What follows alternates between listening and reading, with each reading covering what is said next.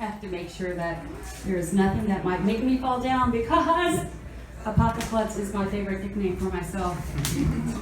And I will tell you that I did the Marine Corps Marathon 10K this year. Thank you. And not only that, I fell on the second turn, and the paramedics are coming up to me, these lovely Marines are coming up to me, and I am crying. I'm like, just let me get up, I have to finish.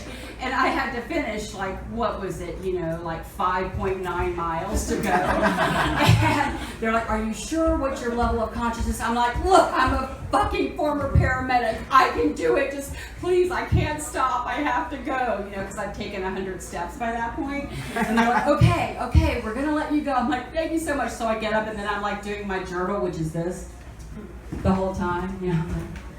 I don't care if I'm the last. I just want to finish. And I get to where I think the finish line is. And Jeff, who was one of the paramedics that was there at the first, is waiting for me. And I'm like, oh my God, Jeff! Like this. Jeff! And he's like, Shawn, you can do it! You can finish! All you need to do is go up this hill. And I'm like, fuck you, Jeff! And there were all these people around, like little kids and everything. You saw mothers like clutching their own. You can do it, Shawn, you can do it. I'm like, get away from me, Jeff. I'm not going up this hill. And then you see like those people who are in those like things that are on the ground, and they go like that, and he's looking and he's like, lady, quit bitching, we're doing this. And I'm like, fuck you. And I'm like going up the hill like this. There's video of me going across like this. And there's Marines, they're all lined up to slap your hand. I'm like, and I walked up to this white line of medics, and I'm like, I need you, but first I need my medal. I'm like, yes ma'am, we will get you to your medal. Thank you so much. Well, I broke 2 bones. Yes, I broke 2 bones, but I got my damn medal, so thank you very much. Thank you. Yeah. So people do laugh at me when I fall. I laugh at myself. It's happened all of my life. We'll move on. So if y'all didn't see me the last time I was here, I want to take a step back and help y'all get through these trying times that we've been through since 2016. I'm going to teach you the new Southern way to say how nice, meaning fuck you. Yeah, that's right. You can say, when somebody's really coming at you, they're pouring it on, and you think you want to retaliate with words or, behind the safety of your screen, stop. Simply say, thank you for your perspective. Repeat it after me. Thank you for your perspective. And if you spent time watching the State of the Union address last night, and you can never get that time back, just think if you had that phrase in your back pocket, and you could have had a nice drinking game, seeing how many of you could have said, thank you for your perspective, and you could have made it a little adventure that the person who could hold out the longest without saying it could have won and not been as drunk and could have had a cash kitty or something. Y'all would be so rich today, right? Because you would have just been at the end standing up and screaming, thank you for your perspective, thank you. You're throwing things, but so from now on, when somebody's going off at you, just write that. And any of you who are friends with one another, go behind them and put a little heart on their comment. Tell them who's got your back. So, all right, here you go.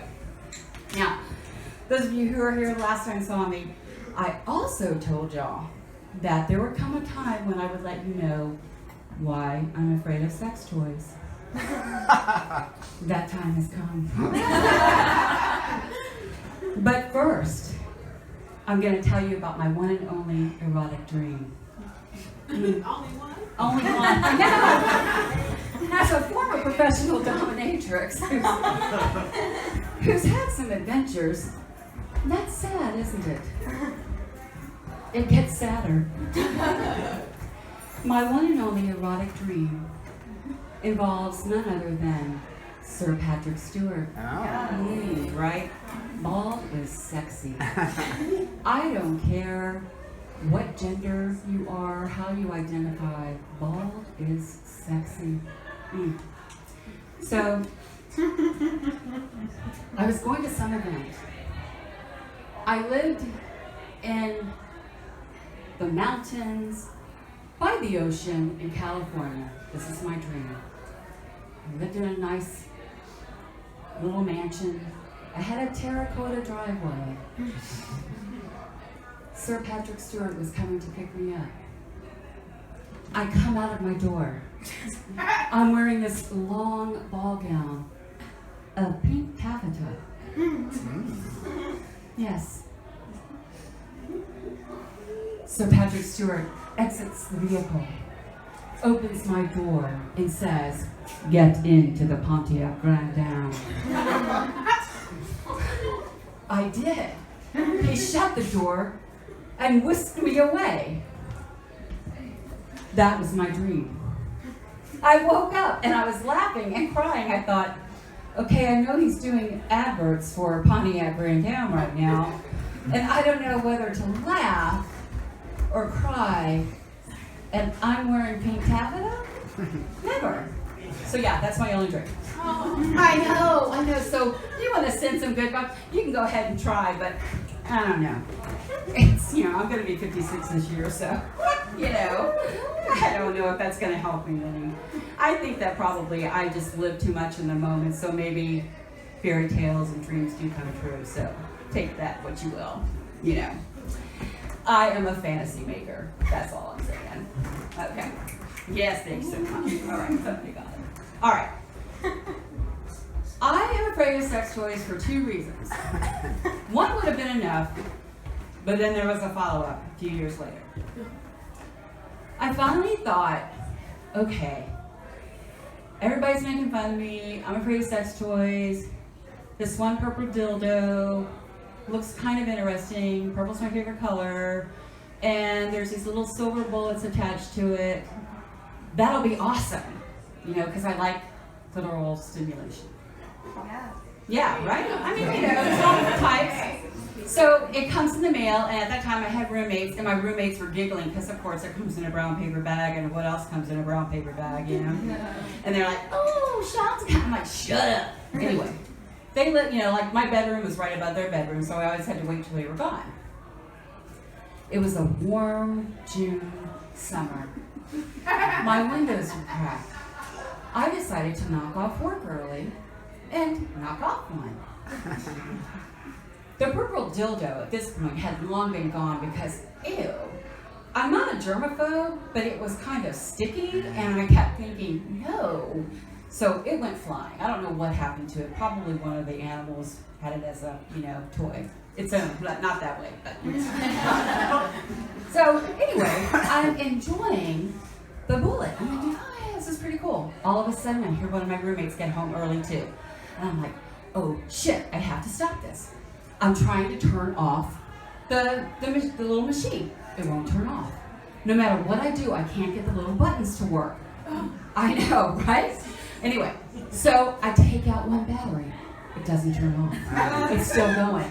I'm like, motherfucker. And then it's like, oh, mother. It's in a sensitive spot. And I have no arms. So imagine my imaginations. Why I didn't think to use both hands.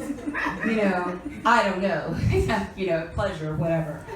And so then I take out the second battery. It doesn't turn off. It keeps going. And I'm thinking at this point, I hear, my roommates going, walking upstairs. I'm trying to keep everything inside. I take out the third, and I'm not kidding you. Hand to the universe, flying spaghetti monster. It is still going. And I'm like, oh my God, what's happening? And that's what I said out loud. And of course, my roommate heard it. She's wondering what's going on. I take the thing and I throw it against the wall, and I'm like, die, motherfucker, die! And so my roommate's running inside, and they're like, are you okay? And I'm like, I'll be down in a minute, I need a cigarette. I haven't smoked in 10 years, so that tells me how long ago that was. Yeah, so I was, of course, I was like, people tell me that sex toys are great. Well, I just got a possessed one. I can't do anything without adult supervision, obviously. And I'm rarely around adults. I love my own company too much, so come on. All right, a few years later, I finally bow down to pressure, meaning I've heard enough stories about the Hitachi wand. Yeah, and I thought, you know what? Even if it doesn't work out, I can always use something, for a really good neck and upper back massage, and with my little T-Rex arms, it'll actually, I'm looking at it, it looks like it'll do a good job. And the calf muscles too, because of all the little journaling I do. I get Melanie, I lovingly nicknamed her, after my first female lover. And did she bring back memories? I thought to myself, okay, I get what people are saying now. This is a miracle. And I thought I could tell a few of my close friends, all right, y'all are correct. All you passion dealers, I get it now. The Hitachi wand wins. I see what the fuss is about all these years, and they're like, hurrah, you're amazing, you've joined the cult. And then I knew exactly where I put her. I put her in her little, container, put her in a little drawer, and then I thought, 3 weeks later, I thought, I miss Melanie. We need to have a date. Went to where I put her. She's not there. Melanie is gone. Every fear I've had about being abandoned and all the work I've done on myself is out the window. She's left me. And I think to myself, motherfuckers, y'all set me up. Because again, I was scared of sex toys. I let y'all draw me back in. And now I'm being abandoned. Looked everywhere. Everywhere I looked, I doubled and triple checked. And the one place I looked most of all was my backpack that goes with me everywhere. Melanie was nowhere to be found. I was resigned that I was going to go through life. No toys, no love. My hands were going to run away from me, clutched in horror, going, no, we can't anymore. I go into my office. It'd been a while. This was like during the holidays. And I finally go back into the office after that period. Have my backpack up on my desk. Whole crew's around. We're all talking to each other. And I unzip the top pocket, and there's Melanie. Melanie's not in her little box. Oh no. She's right there in blazing glory. And I'm like, I have to move her to get my brick to plug in. And I'm like, oh, it's been great talking to you guys. I left something out in the car. And I zip her up and I go out there and I'm like, you fucking bitch. You ghosted me and now you're back. Fuck you. So that's why I'm afraid of sex toys. There's nothing any of you can do to convince me. And I would rather have a broken bone than try another one. So thank you very much. Thank you for your perspective. Have a great evening.